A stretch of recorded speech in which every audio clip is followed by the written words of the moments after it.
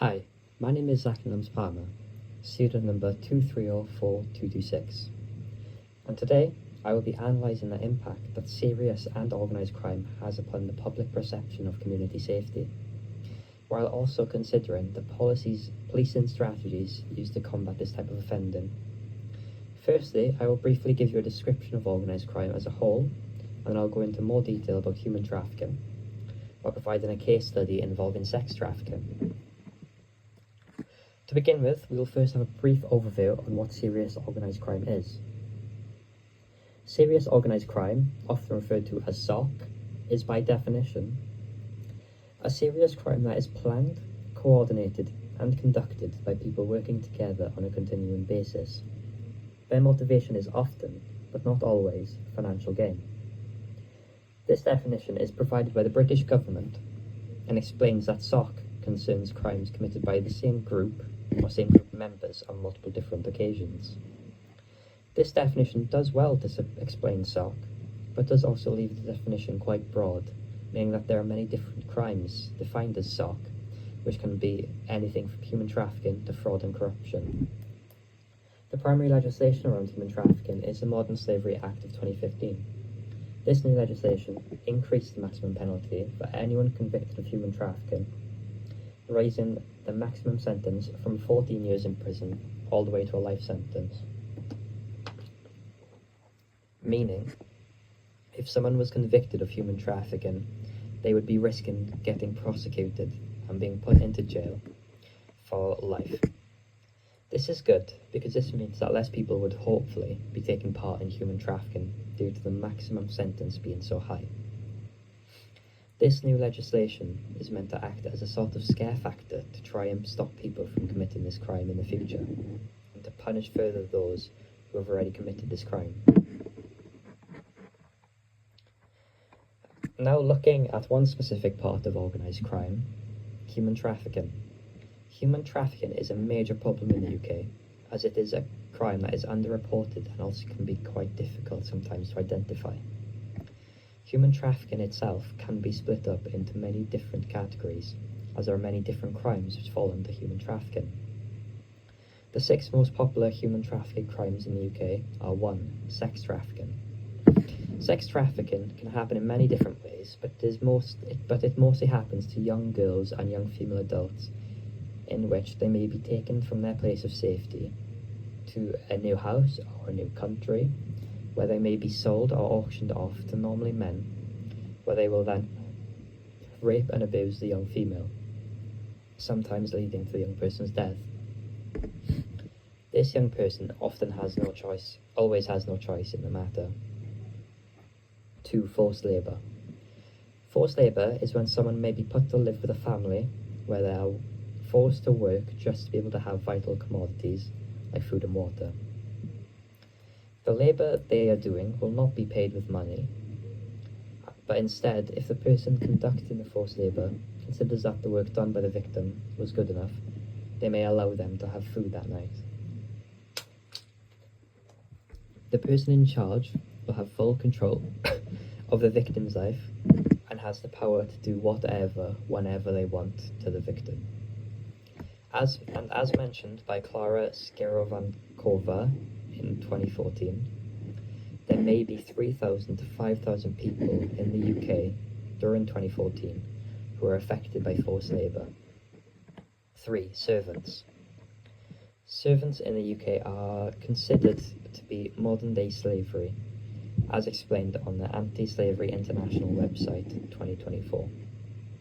There were 12,000 people referred to the authorities in the UK in 2014, but it is estimated that that figure was closer to 130,000, which is a major difference from the amount of confirmed cases and non-confirmed cases. These servants will be forced to do many different jobs for their masters, and normally will either not be paid at all or be paid well below minimum wage. 4. Forced marriage. Forced marriage is illegal in the UK, and many laws have been made over the years to try and prevent forced marriages in the UK.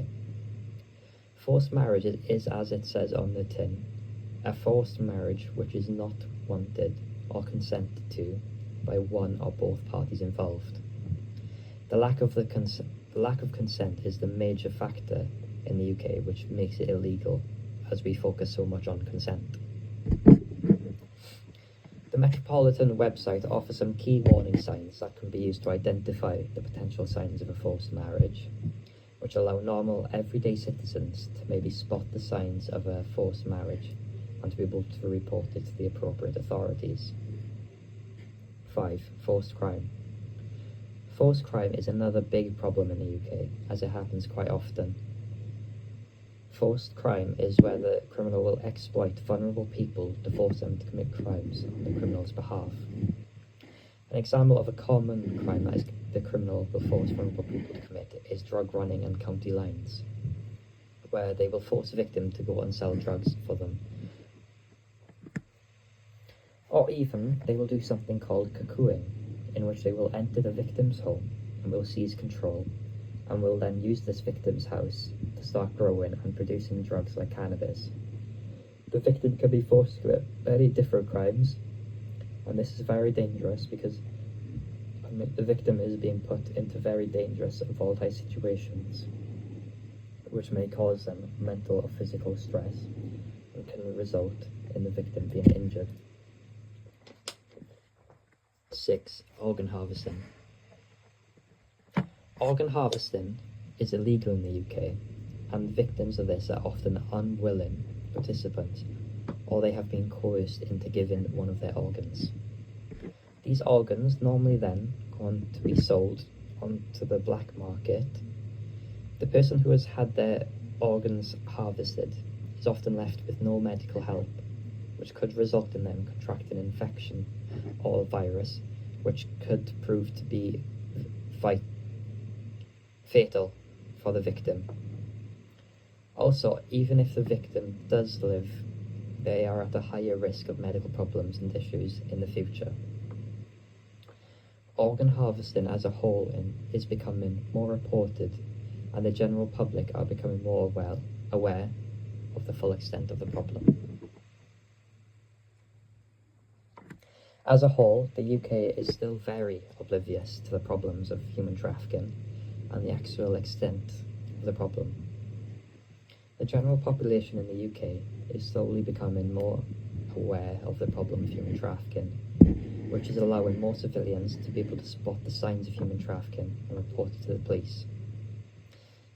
Reporting it to the police is making the crime of human trafficking become more reported, allowing the police in the UK to have a better idea and figure of the actual extent of the crime.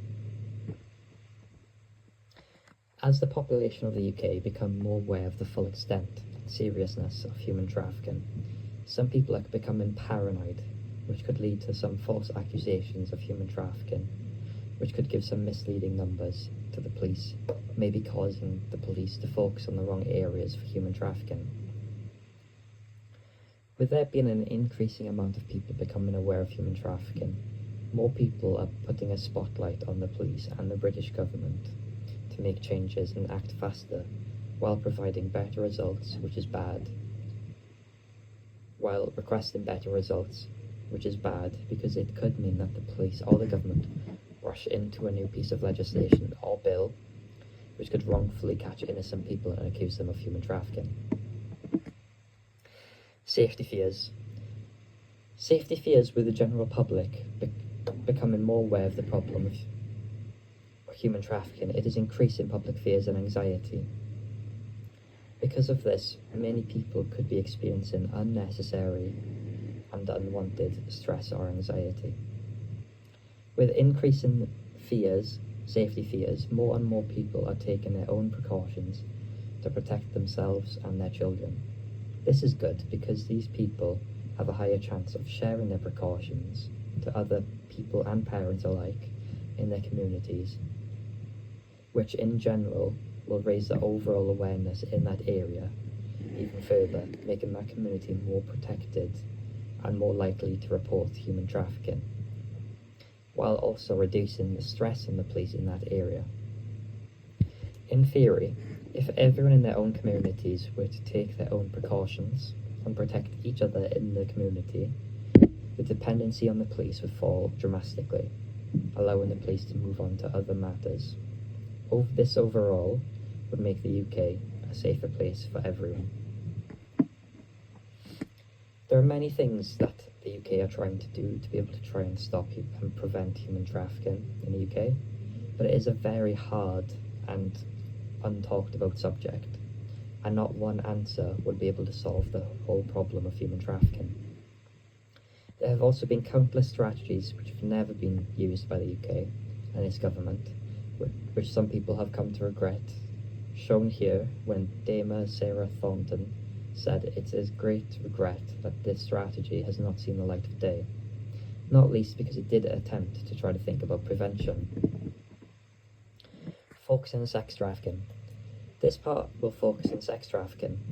As stated in one of our earlier slides, sex trafficking is one of the biggest crimes that fall under human trafficking in the UK, as it seems to be the most reported on and also the one that is committed the most often. This is also due to the sheer shock factor of the nature of this crime. When it is found out that someone has broken this crime in a big way or multiple times, it will often be reported on the news to show the public that the police are cracking down on the people that are committing these crimes, which is meant to try and put the general public to rest and hopefully calm people's worries.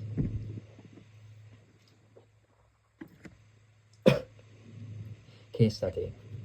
The case study chosen for this presentation does not include any real names due to the victim's age, but if wanted, the reader will be able to go on to the link provided and read further into the case or any other cases which are presented on that PDF.